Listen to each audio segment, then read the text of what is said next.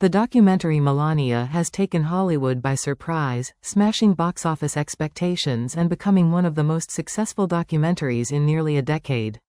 Opening across the US and Canada, the film earned an impressive $7 million in ticket sales during its first weekend, far surpassing the initially projected $3 to $5 million. Hollywood critics had largely written off the film before its release, pointing to empty cinemas and a lack of audience interest. Yet, the public proved them wrong. According to analysts, anything over $1 million in opening weekend ticket sales for a documentary is considered a major success. Melania surpassed that number 7 times over, showing that many moviegoers who typically skip documentaries turned out in droves. Interestingly, while critics were harsh, the film currently holds a 10% rating on Rotten Tomatoes. The audience response has been overwhelmingly positive. Viewers gave the documentary a 99% rating on Rotten Tomatoes user system, an A grade in CinemaScore polls, and 5-star reviews on PostTrack. Clearly, audiences connected with the film in a way that professional critics did not anticipate.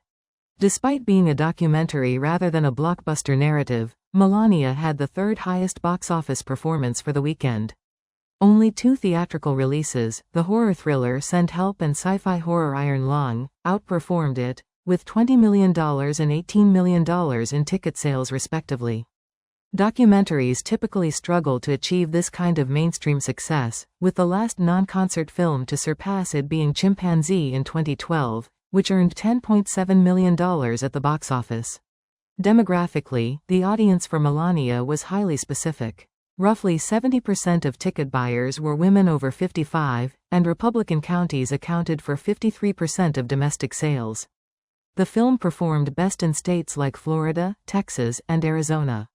Rural theaters played an unusually large role, accounting for nearly 46% of domestic revenue, a higher share than typical opening weekends. Amazon, which purchased the distribution rights for $40 million and spent another $35 million on marketing, invested heavily in the project. The documentary was released in 1,778 theaters domestically and will appear in 1,600 more internationally. While domestic ticket revenue will only recoup about half of the initial investment, Amazon expects additional returns through Prime Video streaming once the film becomes available in the coming weeks. The documentary follows Melania Trump for 20 days, capturing intimate moments and culminating with her husband's inauguration.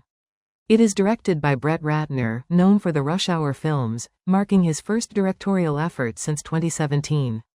Ratner has faced past allegations of misconduct, which he has denied, and has connections to the late French modeling agent Jean-Luc Brunel, associated with Jeffrey Epstein.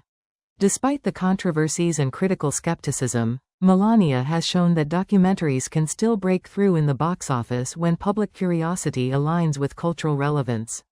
For Amazon, the film's audience approval may be just as important as profitability, as the company emphasizes that they purchased the rights because they believed viewers would enjoy it.